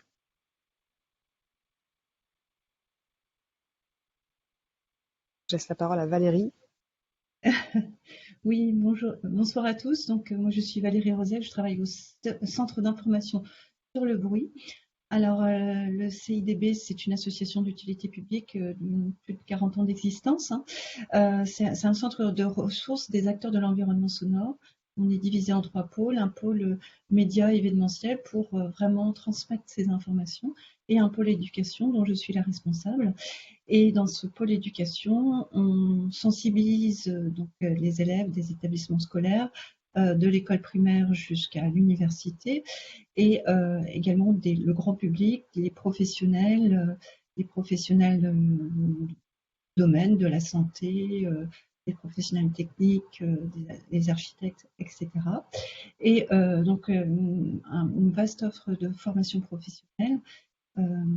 Et puis aussi, on fait des études prospectives pour donner notamment une cartographie des pratiques sur les risques auditifs, et on crée des guides pédagogiques. Et on fait évidemment pour tout ça de la veille scientifique qui nous permet de compléter nos données. Slide suivante. Merci. Donc, au niveau de l'éducation, qu'est-ce qu'on fait exactement? On fait de la formation des infirmiers de l'éducation et aussi des enseignants. Donc, c'est des formations pour asseoir les compétences des infirmiers et des enseignants sur le bruit et des effets sur la santé, et puis pour leur donner aussi tous les outils pédagogiques existants dans le domaine, parce qu'il y en a beaucoup et c'est important qu'il y ait une connaissance de ces outils. Donc on crée des outils pédagogiques pour les écoles primaires, par exemple, les expositions comme la santé de nos oreilles, comment la préserver. On fait aussi donc il y a aussi pour les collèges et lycées donc une exposition qui s'appelle Des sons et des bruits, et encore plus fort, qui est vraiment axée sur les musiques amplifiées. Des guides pédagogiques aussi pour les enseignants à l'école primaire, mais aussi au collège. À l'époque des enseignements interdisciplinaires, on a mis en place donc recueil en haut à droite ici, c'est sur le son, le bruit, les effets sur la santé. Quelques pistes pour l'action. Donc on essayait de donner aux enseignants dans des disciplines différentes et des réponses à des questions simples de la vie courante pour que chacun s'empare de cette thématique du son, du bruit. Campagne de sensibilisation un peu sur toute la France et notamment en Île-de-France aussi. Campagne à l'école primaire, collège et lycée. Et puis les études aussi sont, comme je disais, pour nous importantes parce que ça nous permet vraiment de mieux orienter nos messages de prévention pour connaître les pratiques des élèves et vraiment adosser les compétences aux messages de prévention suivant ces pratiques. Et on essaye aussi de voir un peu tous les acteurs qui fonctionnent sur le territoire francilien et quels sont les outils disponibles aussi à travers la pédagothèque qu'on a mis en place l'année dernière et qui existait déjà antérieurement mais qu'on a réactualisé pour justement tous les enseignants pour qu'ils aient la matière s'ils veulent développer des sensibilisations, des préventions sur cette thématique. Voilà.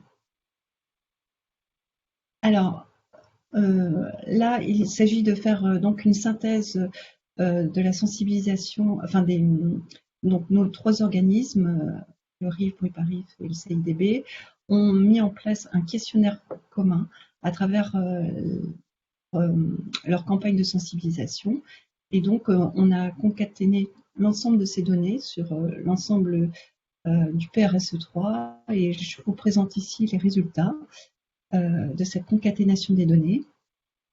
Alors donc, il s'agissait de donner une photographie un peu des pratiques d'écoute des collégiens et des collégiens sur l'ensemble PRSE3. Donc, 5817 collégiens ont répondu à un questionnaire d'enquête pour connaître leurs pratiques. On voit qu'il y a un tiers des élèves qui écoutent moins d'1 heure par jour et ils sont quand même 23%, donc près d'un quart, à écouter plus de 4 heures par jour.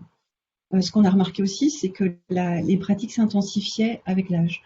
Ceux qui ont déjà une vraie écoute intensive, puisqu'ils écoutent plus de 5 heures par jour au collège, à 11 ans, ils sont 8%, et on voit que ça atteint près d'un quart à 15 ans. Donc il y a un réel enjeu de santé publique d'autant plus qu'ils s'endorment avec leurs écouteurs dans les oreilles et parfois la musique joue encore le matin au réveil. Donc c'est des heures d'écoute vraiment importantes et un risque accru pour la santé auditive. Alors, slide suivante.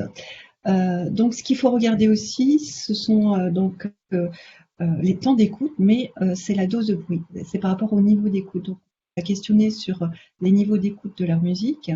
Et c'est vrai que près de la moitié écoutent fort ou très fort. Et en termes d'évolution, on voit que ceux qui écoutent fort et très fort sont plus nombreux à 15 ans qu'à 11 ans. On voit que, par exemple, à 11 ans, c'est près d'un élève sur deux, et à 15 ans, c'est la moitié des élèves, un peu plus de la moitié, qui écoutent fort ou très fort. Alors, slide suivante. Merci. Et donc, on a interrogé aussi les élèves sur les symptômes ressentis à travers cette pratique d'écoute de la musique en concert ou avec casque ou écouteur. Et on voit que 30% ont déjà vécu des acouphènes et 7% d'entre eux ont encore ces acouphènes. On sait aussi que 16% ont perçu des pertes auditives après une exposition importante, soit un concert, soit une durée d'écoute importante de la musique, et 4% vivent encore cette perte auditive. Donc ils n'ont pas récupéré. Et 17% souffrent d'hyperacousie et 4% vivent encore cette hyperacousie. En termes d'action, qu'est-ce qu'ils ont fait justement ces élèves face aux symptômes ressentis? On voit que les 2 tiers n'agissent pas. Ils ont attendu que ça passe. C'est vrai qu'on ne connaît pas forcément les messages de prévention et on n'a pas le réflexe forcément d'aller voir les urgences ORL. Et on voit seulement que 20% ont consulté le médecin et 19% en ont parlé à l'infirmière. Voilà. Donc ça veut dire que les professionnels de santé ont vraiment un rôle à jouer dans cette prévention, surtout que une action efficace après un concert et que lorsque le lendemain on a encore les symptômes, c'est vraiment d'aller aux urgences ORL pour voir s'il est nécessaire d'avoir un médicament qui va permettre aux cellules de repartir si elles ne sont pas définitivement détruites. Elles le sont, voilà, il y a une surdité qui s'installe. Et on sait que seulement 24% ont testé leur audition. Sur les comportements de protection, que font-ils face à de la musique écoutée au casque ou avec des écouteurs? Ils ont 65% à vouloir quand même limiter le volume et simplement un quart souhaite limiter la durée. Et en concert, en festival, c'est un élève sur 2 qui fréquente ces manifestations. Ils sont 23% à porter des bouchons d'oreilles lorsqu'ils fréquentent ces lieux et 45% lorsque la musique est trop forte s'éloignent des enceintes et 40% font des pauses si ils vont voir plusieurs groupes en festival.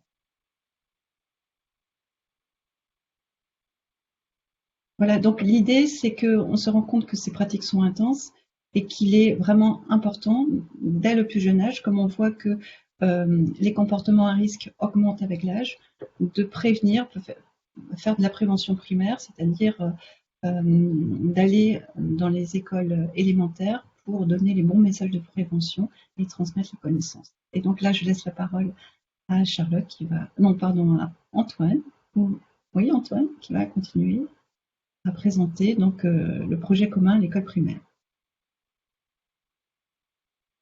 Oui, je pense que c'était Charlotte, mais c'est pas grave, je vais prendre le relais. Donc les campagnes de prévention, effectivement, étaient identifiées dès le départ pour jeunes, dès les primaires, sachant qu'effectivement, ça nécessitait de penser à un parcours d'intervention qui répondent bien à ce public particulier. Donc là encore, on voulait aussi étudier et comprendre les pratiques d'écoute dès l'école primaire, connaître les représentations des risques auditifs dès cet âge-là et informer sur ces risques auditifs. Et puis élargir sur tout ce qui est l'ensemble des sources de gêne, à la fois à l'école et au domicile, pour évidemment les rendre acteurs et réfléchir avec eux à des solutions pour réduire leurs expositions. On peut passer la slide suivante, voilà. Donc l'idée, c'était bien de décliner un parcours qui a été mis en place au départ sur quelques écoles primaires pilotes, sur la base effectivement d'une réunion d'abord de présentation des objectifs et des outils qu'on proposait de mettre en place. Le principe, c'est de proposer 2 séances de prévention dans une même classe, alors dont la longueur était effectivement adaptée au public, hein. On ne dépassait pas 1h15 d'intervention pour chacune des deux. Mettre en place un certain nombre d'outils pédagogiques et les laisser à leur disposition pour justement leur permettre de maintenir ce fil rouge entre les 2 séances, et terminer sur ce qui était un petit peu le point d'orgue de ce parcours, c'est-à-dire d'assister à un spectacle pédagogique proposé par le RIF. En ce qui concerne donc les outils mis à disposition entre les 2 interventions en classe, donc ces outils, c'était ce qu'on appelle une oreille pédagogique, une oreille lumineuse, qui permet justement à chaque élève, quand on laisse soit dans la classe, soit au niveau de la cantine, d'être alerté quand les niveaux de décibels atteignent des niveaux trop importants et qu'on monte dans le rouge. Ça permet à chacun de comprendre à quel point il est lui-même un acteur dans les hauts niveaux que l'ensemble des élèves peuvent subir. Et puis ce petit sonomètre que vous voyez en bas, qui permettait évidemment de manière un petit peu encadrée par les enseignants dans ces établissements, la réalisation de mesures, alors à différents endroits, à différents moments dans l'établissement, de manière à établir une sorte de cartographie des niveaux sonores à l'intérieur de l'établissement scolaire, et de cibler les endroits et les moments où les niveaux étaient excessifs et nécessitaient justement un effort particulier.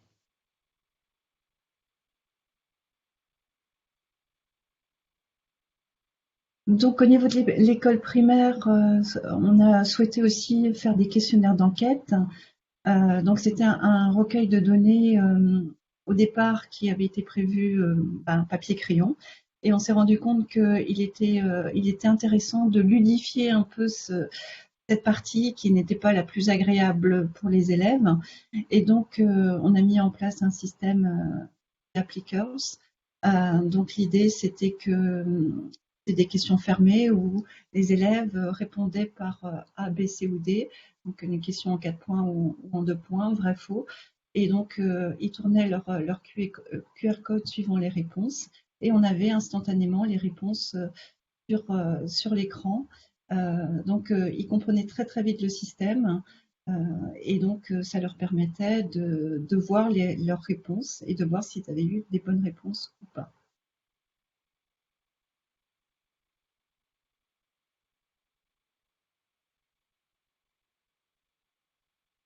Alors, le micro a été coupé, c'est pour ça que je n'arrive pas à communiquer avec vous. Hop, je me remets. Vous m'entendez? Oui. Ok. Donc en complément de tout cela, on a aussi développé un livret pédagogique que l'on envoyait donc aux enseignants qui participaient à l'action en amont, avec plein d'idées d'activités à réaliser tout au long de l'année, donc avant, pendant, après les interventions en classe. On a également mis à disposition des établissements une exposition donc développée par le CIDB, donc la santé de nos oreilles, comment la préserver.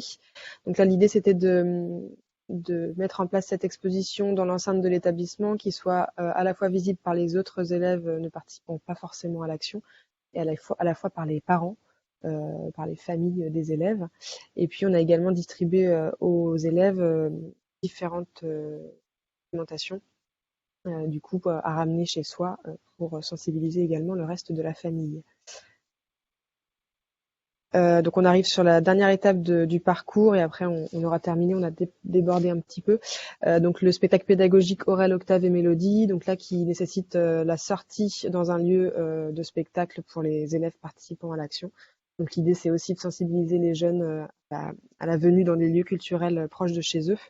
Je vous mets, ça dure 1 minute, je vous mets juste le petit teaser du spectacle, donc à destination des primaires.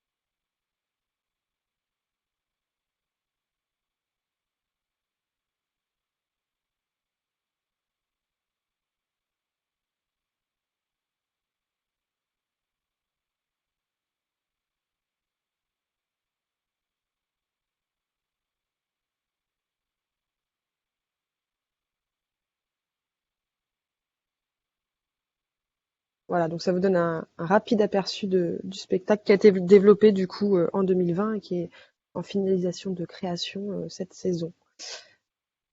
Voilà, je laisse Valérie conclure. Oui, alors en termes de freins pour cette action commune, c'est surtout la difficulté donc à contacter les équipes pédagogiques, des écoles primaires.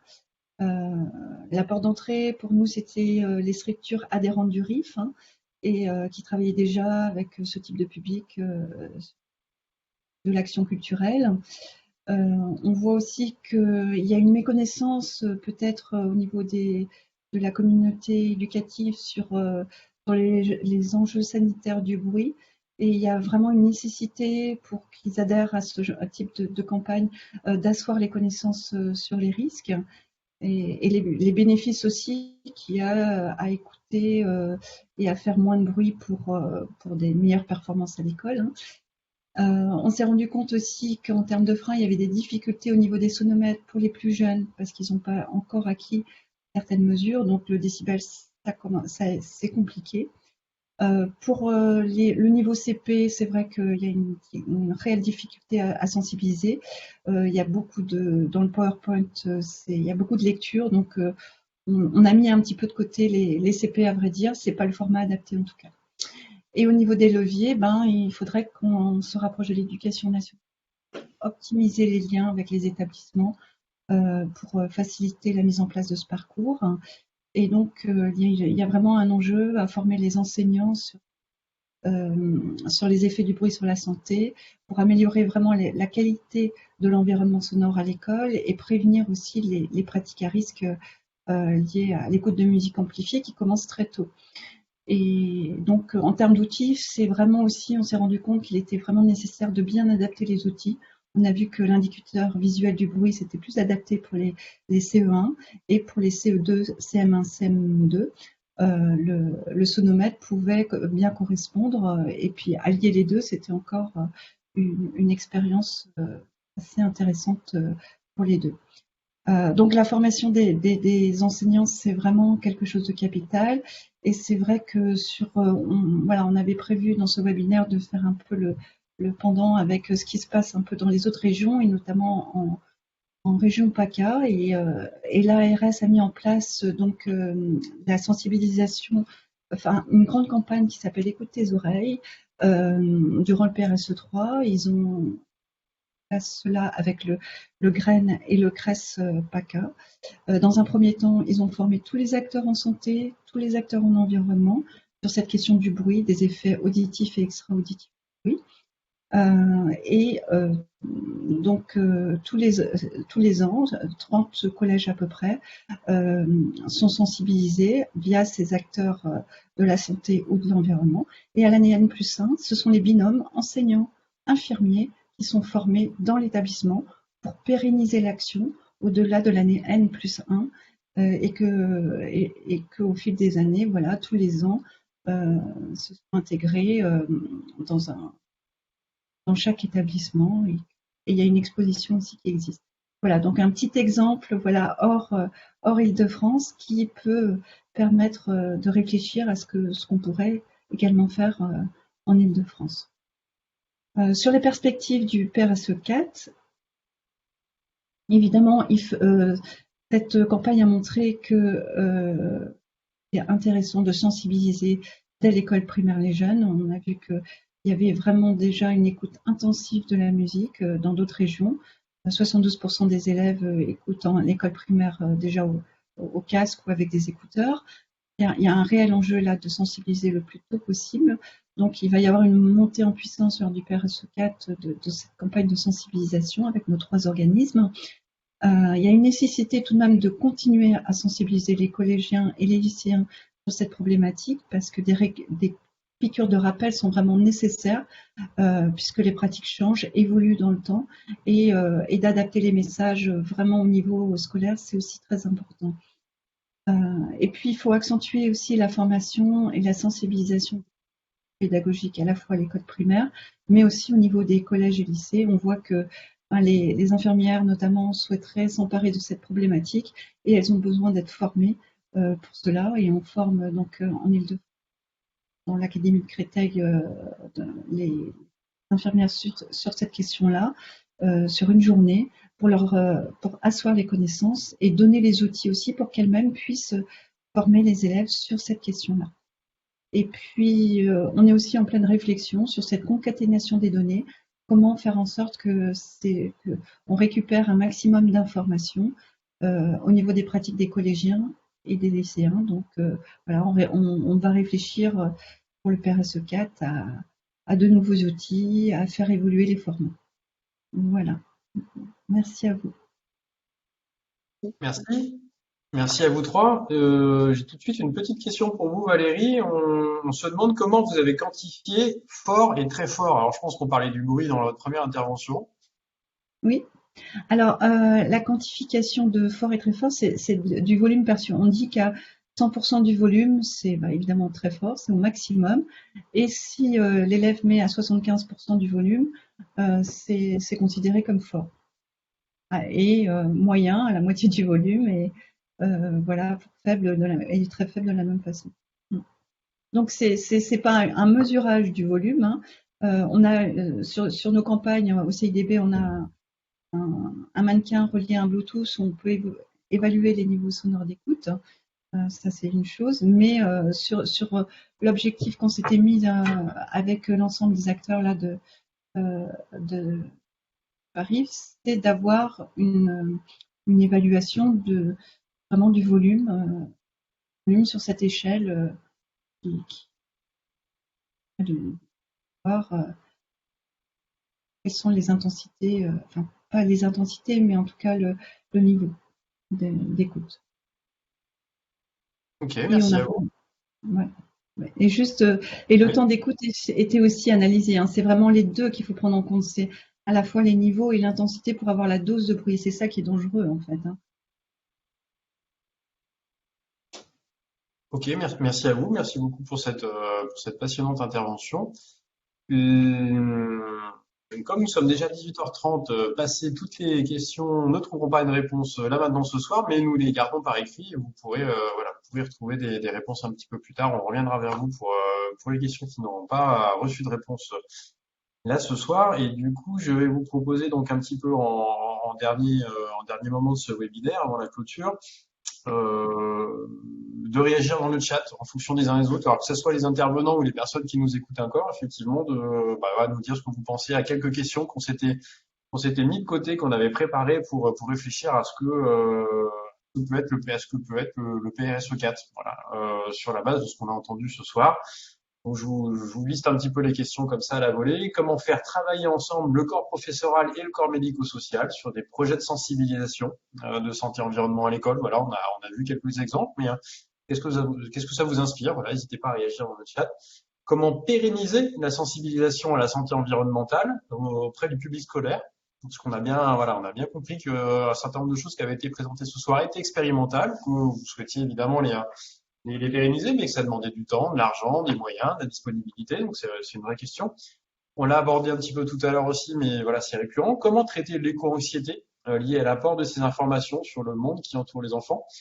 Là, je pense qu'on a eu des réponses assez intéressantes aussi, hein, mais c'est vrai que voilà, ça reste une question fondamentale. Comment favoriser aussi une approche multipartenariale? Donc, on a eu des très bons exemples ce soir également, mais voilà, qu'est-ce que ça inspire à tout le monde et je partage également quelques idées que nos, j'allais dire téléspectateurs, mais c'est web spectateurs ont eu en vous écoutant. Euh, Sensibiliser les jeunes aux thématiques auxquelles ils sont effectivement directement concernés dans leur quotidien. Donc là, je pense qu'avec la musique, on était complètement dedans, effectivement, mais c'était voilà, c'était une question sur les perturbateurs endocriniens aussi, et puis sur la nature, donc, comme les cosmétiques et autres. Et donc c'est vrai que voilà, c'est vrai que c'est peut-être plus facile quand ça leur parle au quotidien, mais c'est pas pour ça qu'il faut pas parler de la nature, effectivement, parce on a par exemple des études qui nous montrent que devenus adultes et les gens sont moins réceptifs effectivement à juger, en tout cas avec ils accordent moins de poids à des choses comme l'environnement ou la nature s'ils ont été moins sensibilisés dans leur enfance tout simplement. Et derrière ça peut donner des choses extrêmement problématiques pour tout ce qui est un petit peu justement qui n'est pas quotidien et qui n'est pas sensible, comme des bricoles comme le changement climatique ou l'effondrement de la biodiversité, qui effectivement sont pas spécialement sensibles dans notre quotidien. On a du mal à appréhender. Bon, en tout cas, tout ça est lié. Et donc, une autre idée, identifier des personnes qui traitent de santé et environnement dans chaque académie qui pourraient intervenir régulièrement en milieu scolaire, voilà, en vue de constituer un vivier. Et troisième idée, et ça on en a déjà un petit peu parlé, effectivement, de l'importance de la réduction de l'exposition aux phtalates pour réduire les maladies infantiles. Effectivement, ça vous nous l'avez bien expliqué. Voilà un petit peu tous les sujets, tous les questionnements qui ont été générés par vos diverses interventions. Célia, je ne sais pas si tu as prévu un petit quelque chose de conclusion. Je peux te redonner la main. En tout cas, moi, je voulais juste vous dire que alors, j'étais ravi d'avoir animé ce webinaire et qu'en tant que citoyen, tout simplement, et non pas fonctionnaire, en tant que citoyen, j'étais plutôt content de voir toutes ces choses et toutes ces actions qui sont plutôt hyper positives et innovantes. Voilà. Donc, merci à vous d'avoir mené ces actions. Merci beaucoup. En effet, c'était très intéressant. Je suis désolée, on vous coupe un peu l'herbe sous le pied pour toutes les questions qui sont restées en suspens, mais vous pouvez évidemment partager vos réponses avec nous par mail, contribuer, poster un cahier d'acteurs sur le site du PRSE 4. N'hésitez pas, c'est l'occasion pour vous aussi de mettre en avant vos idées, les actions. Je remercie vraiment les intervenants et les organisateurs de ce temps très riche. Je voulais également vous dire que on organise un événement avec le réseau. Enfin, on organise le colloque annuel du réseau le 8 novembre. Il aura lieu à Paris, au Conservatoire national des arts et métiers. Et il abordera le sujet de la part des professionnels de santé dans les enjeux de santé environnement, comment se former, aussi bien dans la formation initiale que la formation continue, comment mettre en œuvre des prises en charge transversales sur des enjeux de santé environnement, comment développer la recherche interventionnelle en santé publique. Donc on aura l'occasion de recevoir des témoignages de personnes qui concrètement sur les territoires ont mis en place des actions, et puis également des scientifiques qui nous partageront le fruit de leur recherche. Je vous remercie d'avoir assisté à ce webinaire. N'oubliez pas de répondre au questionnaire de satisfaction quand vous quitterez cet événement. Je laisse le mot de la fin à Lola, qui a co-organisé la série de webinaires.